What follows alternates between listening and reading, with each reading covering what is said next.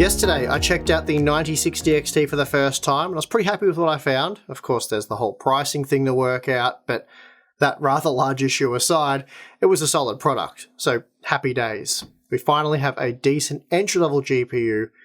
Well, yes and no. But before we get to that, today's sponsor spot is brought to you by Antec and their Flux Pro full tower case. This addition to Antec's lineup integrates real timber on the front panel, as well as a textured multi-directional front grille, giving it a unique style while ensuring optimal airflow. As the name suggests, the Flux Pro offers Antec's patented dual lower air intake design and includes support for up to 9 fans, with 6 PWM fans pre-installed with a built-in ARGB controller.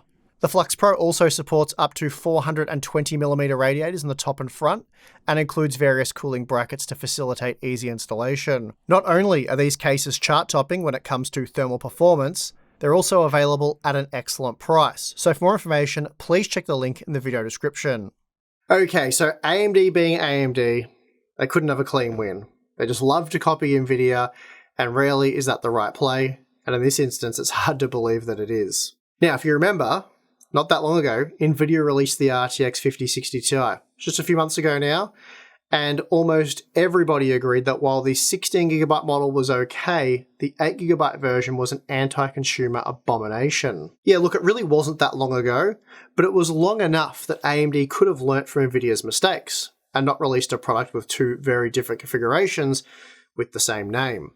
Well aware of the backlash, AMD could have changed plans, saving face and bolstering brand reputation in the process. But instead, they decided to copy NVIDIA's failed homework exactly by releasing 2 versions of the 9060 XT, one with 8GB of VRAM and the other with 16. Now you might say, well, this isn't anything new, it's nothing unusual, we've seen this countless times before with GPUs released over the years. Many of them have had multiple VRAM configurations, and you'd be right. The problem with this defense, though, is 2 things. Firstly, past anti-consumer behavior doesn't somehow make it okay today. And probably more to the point, almost all examples that you can point to saw the base configurations as more than adequate for the time. And in most examples, they aged quite well because of it, which is why it was seen as more of a non-issue at the time.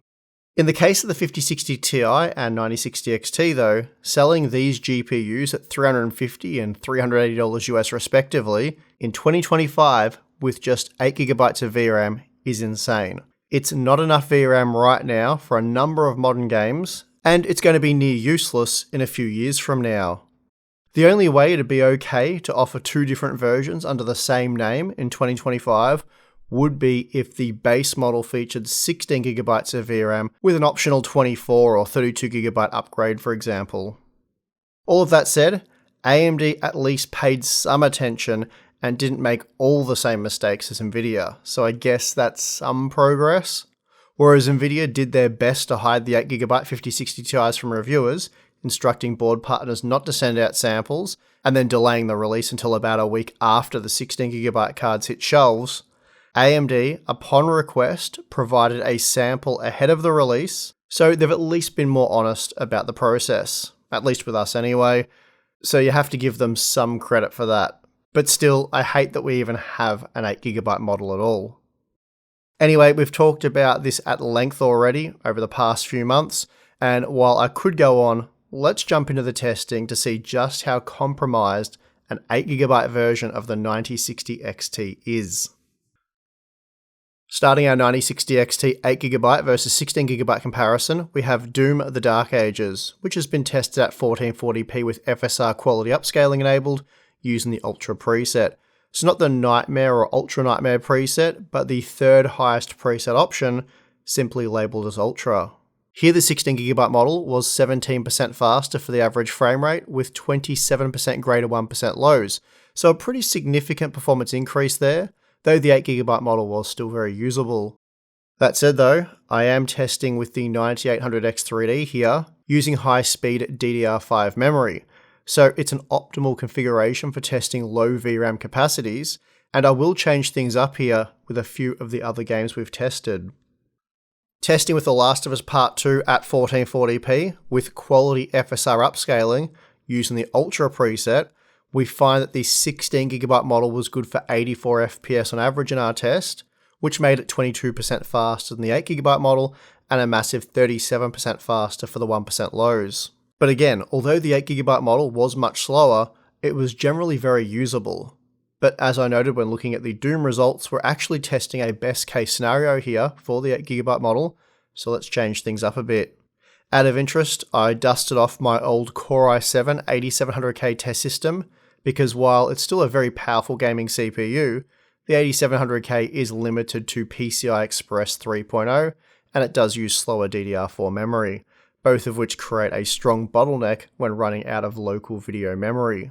Now in this example, the 16GB model ends up being 52% faster, or an insane 190% faster when looking at the 1% lows. Now if we compare the 16GB card using the 9800X3D and 8700K, we see that for the most part performance is very similar. The average frame rate is just 2% higher when using the Ryzen 7 processor, with a 15% boost to the 1% lows, and this is because the GPU's compute performance is the primary bottleneck, not the CPU. But if we switch to the 8GB model, we see just how radically different the performance between the 9800X3D and 8700K configurations is, and this is entirely down to the PCI interface along with the slower system memory. Because the 8GB model doesn't have enough local video memory, game assets are pushed out into the system memory, or RAM, and in order to get there, the data has to pass through the PCI Express bus and then out to the system memory via the CPU's memory controller. This creates a bandwidth problem, because whereas the local video memory, or VRAM, provides data access at a rate of 320 gigabytes per second, in the case of the 9060 XT, PCI Express 3.0 x 16 is capped at just 32 gigabytes per second, which is lower than the 51 gigabytes per second theoretical memory bandwidth of dual-channel DDR4 3200. Switching to PCIe 4.0 x 16 increases the bandwidth to 64 gigabytes per second, and at that point, the system memory in most instances will be the primary bottleneck. Then when using PCIe 5.0 x 16, like what we see with the 9800X3D, we end up with 128 gigabytes per second of PCIe bandwidth, which is why the performance difference between the 8700K and 9800X3D is so massive when exceeding the local video memory, or VRAM capacity. Moving on, we have Indiana Jones and the Great Circle, and in this example, we're using the very ultra preset at 1440p with quality FSR upscaling. But for the 8GB model in this example, I've reduced the texture pool size to low, whereas the 16GB model can be left on the very ultra texture pool size.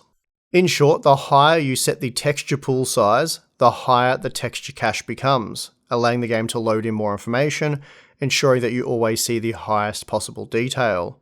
Using the low settings, there are a number of instances where texture quality is noticeably worse, and you'll often notice this when looking at more distant textures. So in other words, the game generally looks worse using this setting, particularly when compared to the very ultra setting used by the 16GB model.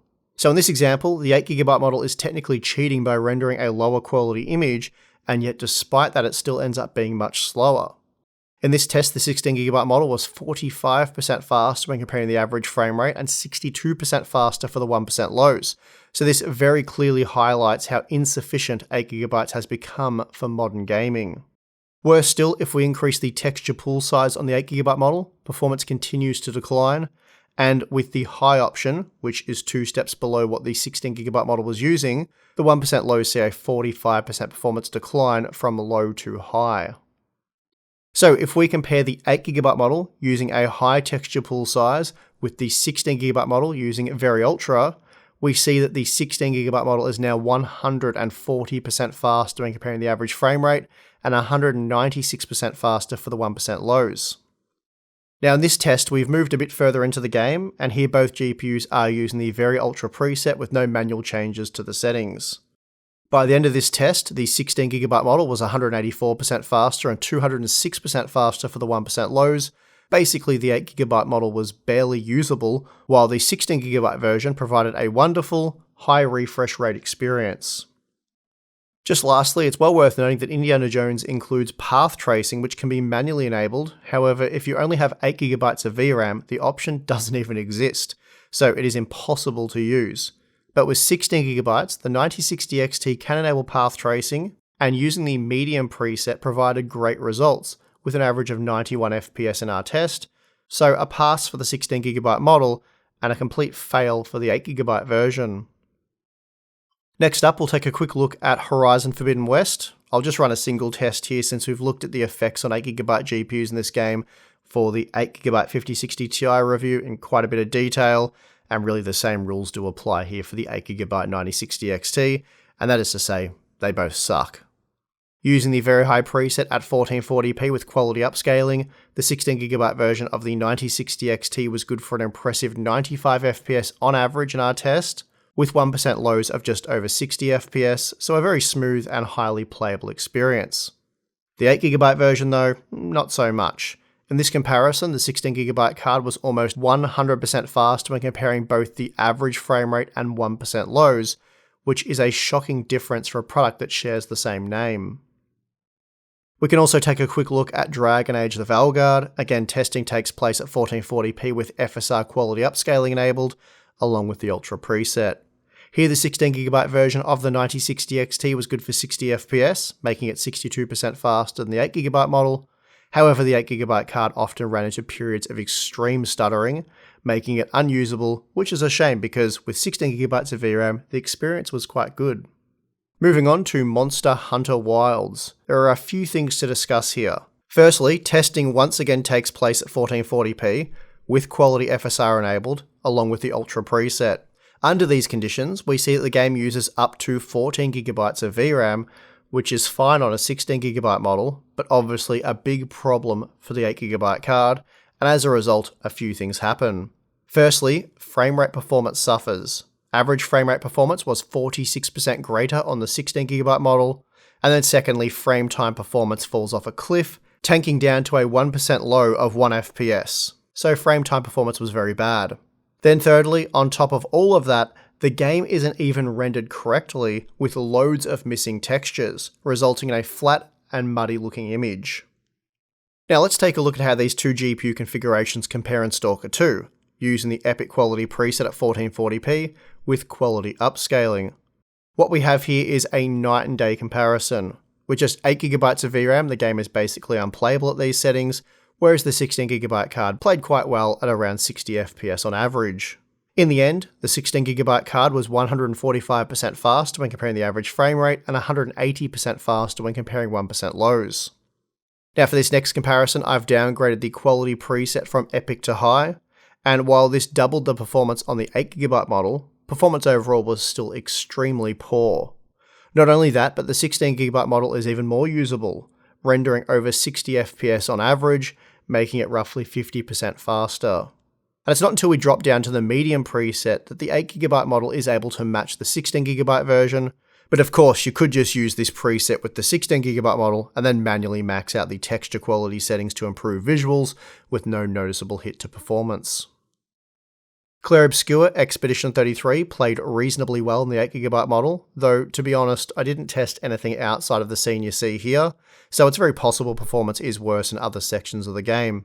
In any case, here we're seeing frame time stuttering on the 8GB card that isn't present on the 16GB model, and performance in general is weaker. Not so much for the average frame rate, but we do see up to a 78% increase in 1% low performance for the 16GB model. Moving on to Oblivion Remastered. This first test takes place at 1440p with balanced FSR upscaling enabled, along with the Ultra preset. These settings completely break the 8GB card, reducing it to an average of 19 FPS with 1% lows of 10 FPS, so I wouldn't say it's playable by anyone's standards. The 16GB model, on the other hand, rendered at an average of 66 FPS with 1% lows of 52 FPS, so very playable performance and a shocking difference when compared to the 8GB model. Then for a second test, I downgraded to the high preset, but with quality FSR upscaling, and even here the 16GB model was significantly more capable, rendering 79 FPS on average in our test, making it 68% faster than the 8GB version and 121% faster when comparing the 1% lows. Now although this game isn't out yet, there is a demo for Dune Awakening, so I thought why not take a closer look. So once again, the resolution has been set to 1440p, but with quality FSR upscaling enabled, and we'll be taking a look at the Ultra preset. These settings worked really well on the 16GB 9060 XT, allowing for over 80 FPS in the indoor sections and well over 100 FPS for the outdoor sections.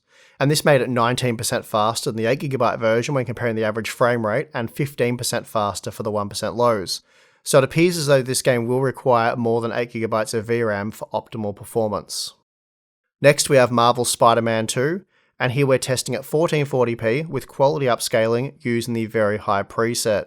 The 16GB card was good for over 90 FPS on average, making it almost 70% faster than the 8GB version, though 1% lows were improved by a massive 97%. There were loads of frame time stutters with the 8GB card as well, so although the frame rates were technically playable, the experience overall was very poor. And out of interest, I dropped down to the medium preset, but I enabled ray tracing with the high settings, and this saw the 16GB model again produce around 90 FPS, so highly playable. The 8GB card though, that ended up being even worse, just 47 FPS on average, with 1% lows of 28 FPS, making the 16GB model over 90% faster. For this comparison, I'm also including Ratchet and Clank Rift Apart, a game I've skipped over for most of these 8 versus 16GB comparisons, but it is a great looking game that uses quite a lot of VRAM. Here we see at 1440p with quality upscaling that the very high preset is very memory hungry, using around 13GB when available, and as a result the 16GB 9060 XT was much faster, 90% faster when comparing the average frame rate, and an incredible 367% faster for the 1% lows. Generally speaking, this game runs very smoothly, but with the 8GB model, you get hardware-based traversal stutter as a feature. F125 is a newly released title, and if you thought like most new games it can be very heavy on VRAM, you'd be absolutely right. Using the second highest preset, so ultra high at 1440p with quality upscaling, the 16GB 9060 XT averaged 72 FPS in our test, making it 71% faster than the 8GB model, which was limited to just 42 FPS. Now, if we downgrade the quality settings further with the high preset, the 8GB model does significantly better. But even so, we are still exceeding the VRAM buffer, and as a result, the 16GB model was 30% faster on average and 37% faster for the 1% lows, which is a substantial performance increase for two products with the same name. But things get much worse for the 8GB card if we switch over to the Core i7-8700K. And please note we're still using the dialed down high preset here. The 16GB model only saw a small performance hit when paired with the Core i7 processor, whereas the 8GB model fell off a cliff, averaging less than 40 FPS, making the 16GB card around 375% faster. And out of interest, I tried the very high preset on the 8700K, and boy did it go badly for the 8GB card. Broken is probably the best way to describe it, while the 16GB model was perfectly playable at over 60 FPS. The reason why performance is so broken here on the 8GB card is because unlike a lot of games, F125 makes no attempt to reduce visual quality, and therefore it's performance that's sacrificed. Finally, we have Forza Horizon 5, another game that I've not used in the past for these VRAM comparisons, so I thought it was about time I took a look.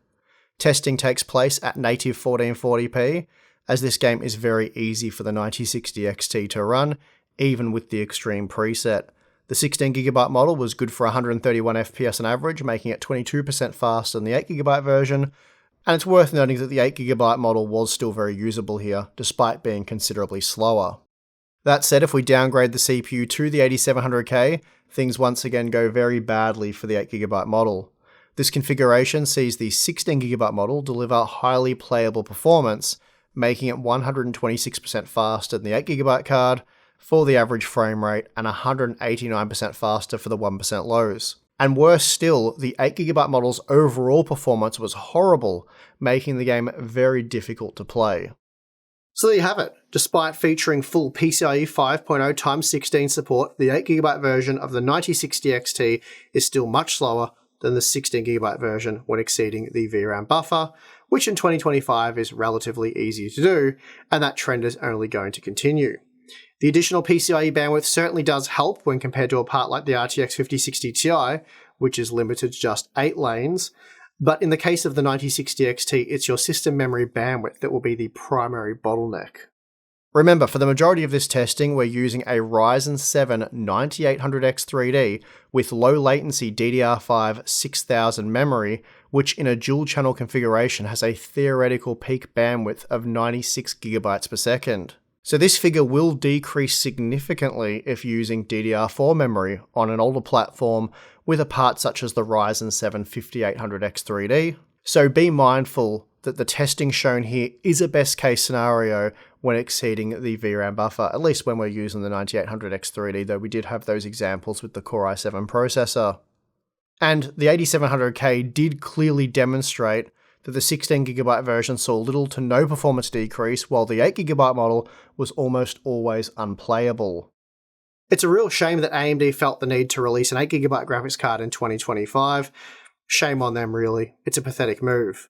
And it's frustrating because AMD had a real chance to help fix PC gaming.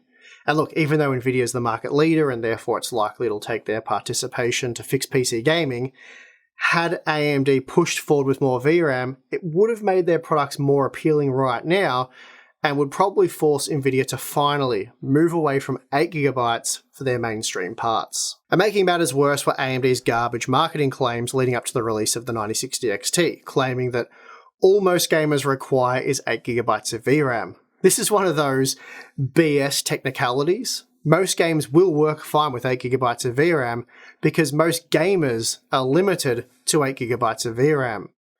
And anytime a game developer pushes past 8GB of usage, their game gets destroyed for being poorly optimized, either because of poor performance or horrible looking visuals due to missing textures. And the gamers themselves are none the wiser. And yeah, look, sure, don't get me wrong, there are genuinely many badly optimized games out there, but it's not always the case. And increasingly, 8GB graphics cards are becoming the bigger issue, as we've seen in many of the games that we tested in this video. There are also loads of examples where the performance appears okay, but the visuals are horrible, and again, we've shown this many times in the past. 8GB graphics cards are now actively damaging PC gaming, and both AMD and Nvidia are responsible. So then, why is AMD and Nvidia releasing 8GB GPUs in 2025? The reason, of course, is none other than money.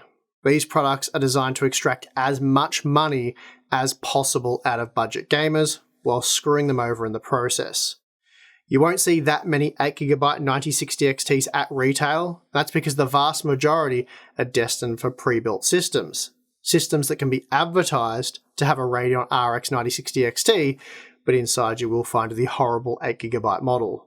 Unsuspecting gamers, who are actually the majority of gamers by the way, if you're watching this video, you're almost certainly a PC hardware nerd like me. But believe it or not, most gamers, they just want a game. They want to relax, have some fun gaming. They don't want to spend hours each week watching online content about graphics cards. But yeah, a lot of these gamers will be looking at pre-built systems, and having learnt that they want a 5060 Ti or 9060 XT will almost certainly end up with an 8GB version, which means they will have to spend money upgrading sooner rather than later, which AMD, Nvidia, and the system integrator view as a win-win for everybody. Well, everybody except for the customer, of course. So Frank Azor posting online about how AMD is giving gamers more choice. Complete rubbish. The truth is AMD is taking part in actively damaging PC gaming. They're taking advantage of gamers. They have become the problem, not the solution. Selling two versions of the 9060 XT is very anti-consumer, and while the 8GB model should have a different name, in reality, in 2025, it shouldn't exist at all. Anyway, over the next few weeks, I plan to release additional 8GB versus 16GB testing for the 5060 Ti and 9060 XT using PCIe 3.0, 4.0, and 5.0 configurations. So make sure you are subscribed for that because there are a lot of interesting results coming up. For now, please make sure you avoid the 8GB versions of these graphics cards. And really, unless you're getting it for $200 or probably much less, you should not be buying an 8GB GPU in 2025. It's going to age very poorly. And that is going to do it for this look at the 8GB 9060 XT. If you appreciate all of this testing, please do give it a thumbs up. You can like, subscribe, do the usual YouTube stuff. We also have the join button or Patreon if you want to become a Harbour Unboxed member, support the work we do here, and get some awesome perks and return access to our exclusive Discord server, monthly live streams, Q&A stuff, and behind-the-scenes content. So check that out if you're interested. If not, it's perfectly fine. And I would like to thank you for watching this video. I'm your host, Steve. See you again next time.